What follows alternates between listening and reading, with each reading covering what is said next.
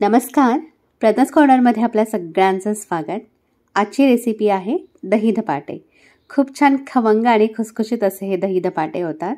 मस्त गरमागरम धपाटे दही चटणी किंवा सॉसवर सर्व करायचे, छान लागतात। सोपी रेसिपी आहे, ब्रेकफास्टसाठी किंवा टिफिनसाठी आपण हे देऊ शकता। चला तर मग कृतीला सुरुवात करूया। मिक्सरचं भांडं घ्यायचं आहे, त्याच्यामध्ये 2 हिरव्या मिरच्या आणि मी ओल्या पातीचा जो लसूण असतो तो घेतलाय, 7-8 पाकळ्या घेतलेल्या आहेत त्याच्या।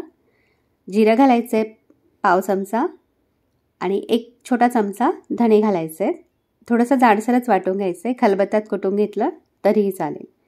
हे बघा इथे मी जाडसर वाटून घेतलेलं आहे। आता पीठ भिजवून घेऊया।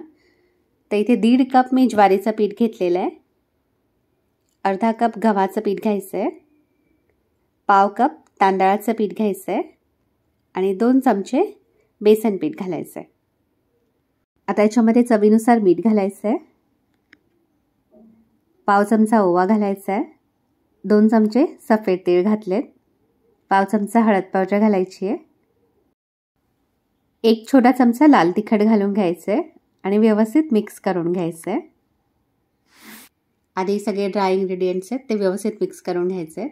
आता याच्यामध्ये आपण जे वाटण तयार करून घेतलंय ते घालायचं आहे, फ्रेश कापलेली कोथिंबीर घालायची आहे, ओल्या पातीचा लसूण मी इथे बारीक चिरून घेतलाय तो घालते, त्याच्याऐवजी कांद्याची पात घातली तरीही चालेल थोडीशी।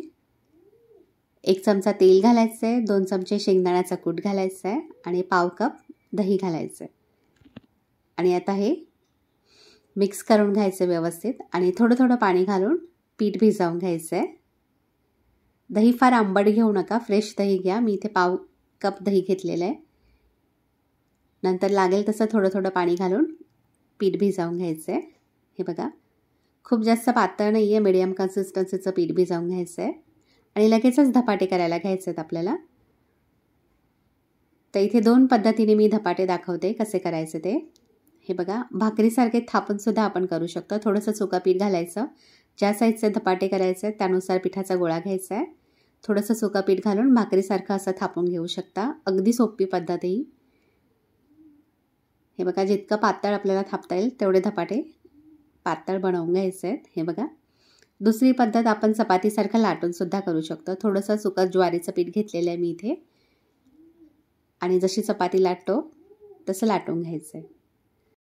आपण ज्याप्रमाणे थालीपीठ थापून घेतो त्याप्रमाणे सुद्धा हे धपाटे थापून करू शकता। कॉटनचा रुमाल थोडासा ओला करून घ्यायचा आणि त्याच्यावरती थालीपीठाप्रमाणे धपाटे थापून घ्यायचे आहेत। तर आता धपाटे मी इथे लाटून घेतलेले आहेत। आता तवा गरम करायचा आहे, त्याला थोडंसं तेल लावून घ्यायचं आहे, मग जे धपाटे आपण लाटून घेतले ते एक एक करून भाजून घ्यायचे आहेत। हे बघा थोडासा भाजला का मग पलटी करायचं आहे आणि दोन्ही साईडला मी धपाट्यांना इथे बटर लावून घेते। टेस्ट छान लागते बटर लावलं तर। आपल्याला हवं असेल तर तूप पण लावून घेऊ शकता किंवा तेल पण लावू शकता, पण बटर किंवा तुपाने टेस्ट अजून छान लागते याची। दोन्ही साईडे छानपैकी भाजले का प्लेटमध्ये काढून घ्यायचे आहेत आणि बाकीचे धपाटे पण याच प्रकारे भाजून घ्यायचे आहेत। धपाट्यांमध्ये ओला पातीचा लसूण घातला का टेस्ट अजून छान लागते। जर लसूण नसेल ओला पातीचा तर कांद्याची पात घातली तरीही छान लागते। हे बघा बाकीचे धपाटे पण मी याच प्रकारे भाजून घेते आणि काढून घ्यायचे आहेत। सगळे धपाटे मी याच प्रकारे बनवून घेतलेले आहेत। तर नक्की या पद्धतीने धपाटे बनवून पहा आणि मला कमेंट बॉक्समध्ये आपले रिप्लाय नक्की कळवा।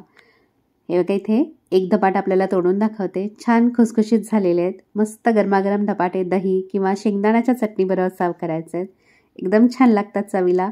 ब्रेकफास्टसाठी किंवा टिफिनसाठी उत्तम पर्याय। तर नक्की या पद्धतीने धपाटे बनवून पहा आणि माझा व्हिडिओ आपल्याला आवडला तर चॅनलला लाईक शेअर आणि सबस्क्राईब करा। हा व्हिडिओ पाहिल्याबद्दल आपल्या सगळ्यांचे खूप खूप धन्यवाद।